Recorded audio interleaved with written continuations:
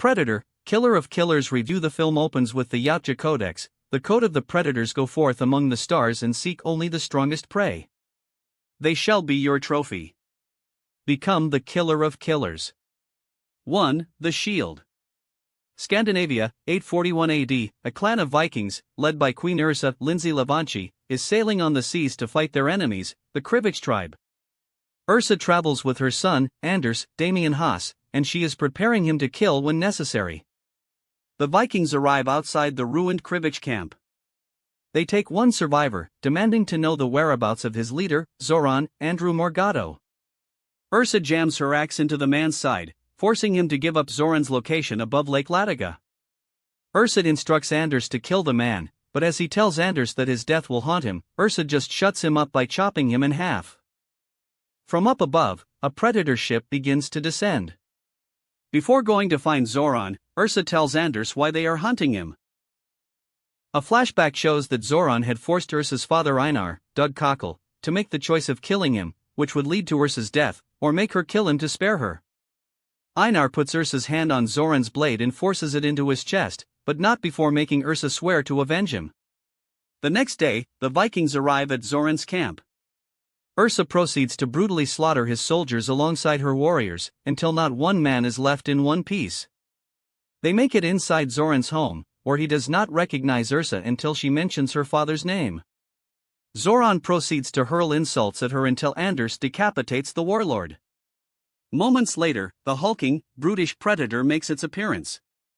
It starts to kill the Vikings with a single punch, though it also pushes one of their heads into their own weapon. Anders is left in the path of the predator's wrath, but Ursa takes a hit of its sonic blast, knocking her into the river. Ursa battles the predator underwater as it tries to catch her. She eventually outsmarts it by putting her shield between herself and the sonic blast, which sends her back out of the water and pushes the predator down, where its head is impaled by an anchor. Ursa makes it back up to Zoran's home, where she finds Anders gravely injured. He asks her if she killed the monster before he dies, and Ursa weeps over her son's body. Ursa is then seen somewhere else with a collar around her neck. Next to her, there is another man with a similar collar. 2. The Sword. Japan, 1609, brothers Kenji and Kiyoshi Kamakami, both voiced by Louis Ozawa, live together with their father, a warlord. While they get along just fine, their father forces them to duel. Kenji refuses to fight, but Kiyoshi uses his sword to cut Kenji's cheek. Kenji ends up fleeing his home. 20 years later, the brother's father dies, with only Kiyoshi, the new lord, being around to mourn him. Meanwhile, Kenji has taken up life as a shinobi. He learns of his father's death. Kenji finds Kiyoshi alive but pissed off.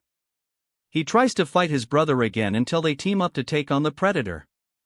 The brothers fight the creature, with Kiyoshi taking a serious injury in his abdomen, until they trick it into getting caught by one of its own bombs. The predator's camouflage turns on again, and the brothers wait for the right time to strike. They see a leaf fall on the invisible predator, and together, they run and slice the monster into 3 pieces. The brothers sit by the water together as Kiyoshi begins to succumb to his wounds. Kenji reassures his brother that he is not alone before Kiyoshi passes on. Kenji is then seen in the same cell as Ursa, alongside a third person wearing dog tags. 3. The Bullet.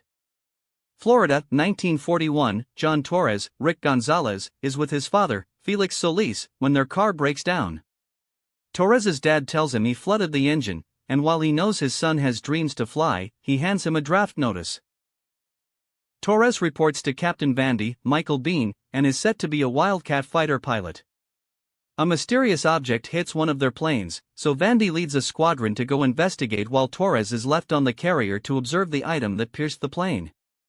It is Predator machinery, and Torres realizes the other pilots are about to enter something dangerous. Torres takes control of his own plane and heads to the skies. Sure enough, this new Predator is commandeering its own ship and begins to open fire on the pilots, blowing them up or slicing them in midair.